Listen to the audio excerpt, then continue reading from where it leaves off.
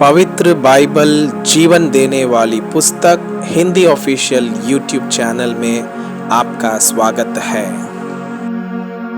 हमारे वीडियो प्रतिदिन प्राप्त करने के लिए कृपया हमारे चैनल को सब्सक्राइब करें और नोटिफिकेशन आइकॉन भी दबाएं। आज का पवित्र बाइबल पाठ यहोशू के पुस्तक अध्याय 9 गिबोनियों का चल।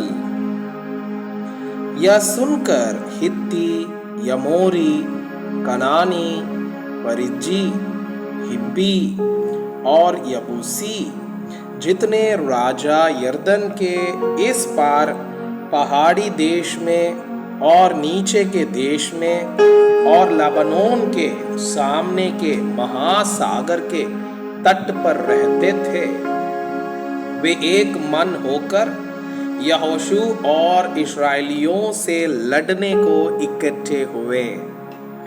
जब गिबोन के निवासियों ने सुना कि यहोशू ने यरीहो और आई से क्या क्या किया है, तब उन्होंने चल किया और राजदूतों का भेष बनाकर अपने गधों पर पुराने भोरे और पुराने फटे और झोड़ लगे हुए मदिरा के कुप्पे लाद कर अपने पांवों में पुरानी पायबंद लगी हुई जूतियां और तन पर पुराने वस्त्र पहने और अपने भोजन के लिए सूखी और फफूंदी लगी हुई रोटी ले ली। तब वे गिलगाल की छावनी में यहोशू के पास जाकर उससे और इस्राएली पुरुषों से कहने लगे, हम दूर देश से आए हैं, इसलिए अब तुम हमसे वाचा बांधो।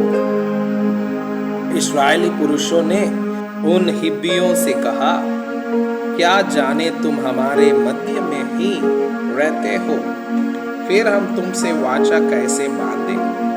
उन्होंने यहोशू से कहा, हम तेरे दास हैं। तब यहोशू ने उनसे कहा, तुम कौन हो और कहां से आए हो। उन्होंने उससे कहा, तेरे दास बहुत दूर के देश से तेरे परमेश्वर यहोवा का नाम सुनकर आए हैं, क्योंकि हमने यह सब सुना है, अर्थात उसकी कीर्ति और जो कुछ उसने मिस्र में किया और जो कुछ उसने एमोरियों के दोनों राजाओं से किया जो यरदन के उस पार रहते थे, अर्थात हेशबोन के राजा सीहोन से और बाशान के राजा होग से जो अश्तरोत में था।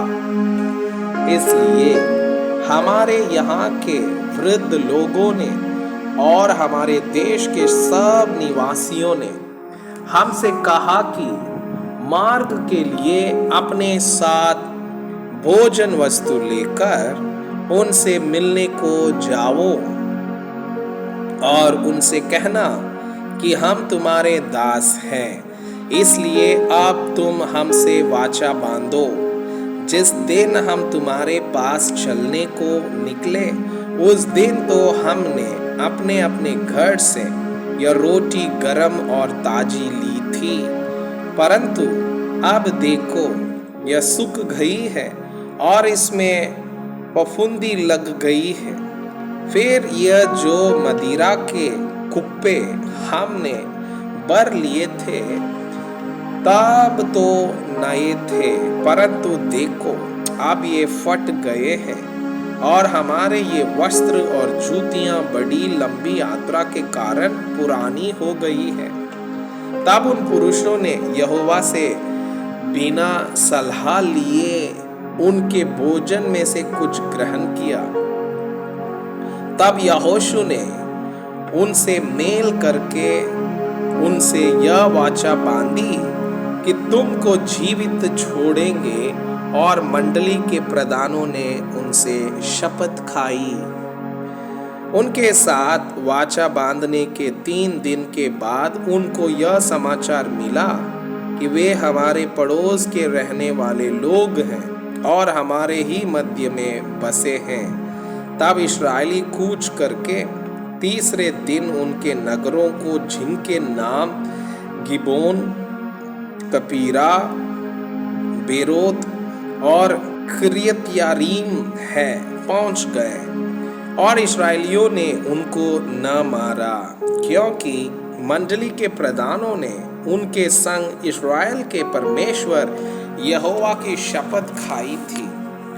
तब सारी मंडली के लोग प्रधानों के विरुद्ध कुड़कुड़ाने लगे।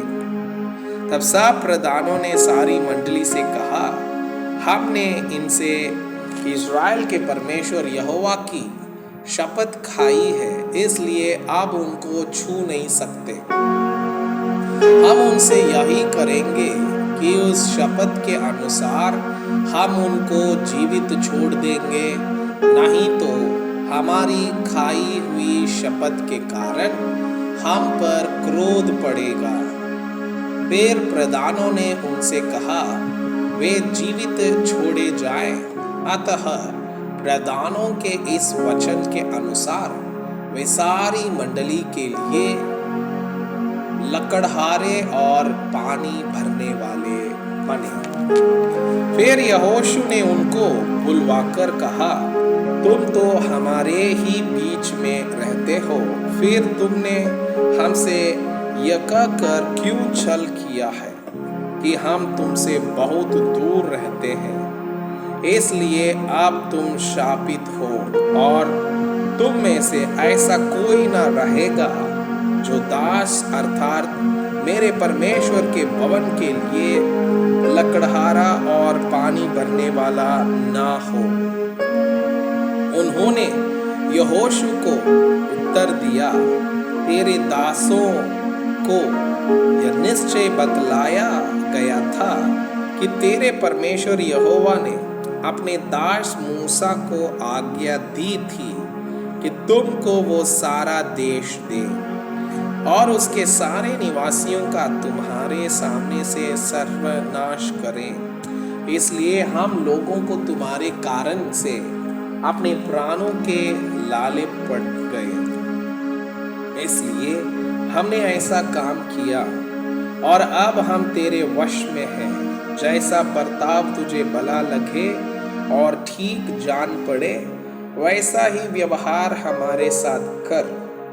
तब उसने उनसे वैसा ही किया और उन्हें इस्राएलियों के हाथ से ऐसा बचाया कि वे उन्हें घात करने ना पाए। परंतु यहोशू ने उसी दिन उनको मंडली के लिए और जो स्थान यहोवा चुन ले उसमें उनकी वेदी के लिए लकड़हारे और पानी भरने वाले नियुक्त कर दिया, जैसा आज तक है। मैं आपसे यह अनुरोध करता हूँ कि कृपया आज का बाइबल पाठ को अध्ययन करें और जिन वचनों के द्वारा आप प्रभावित हुए उसे अपनी कॉपी में लिखें और आज दिन भर इस वचनों को अपने जीवन में अभ्यास करें। परमेश्वर चाहता है कि आप उनके समान सिद्ध और पवित्र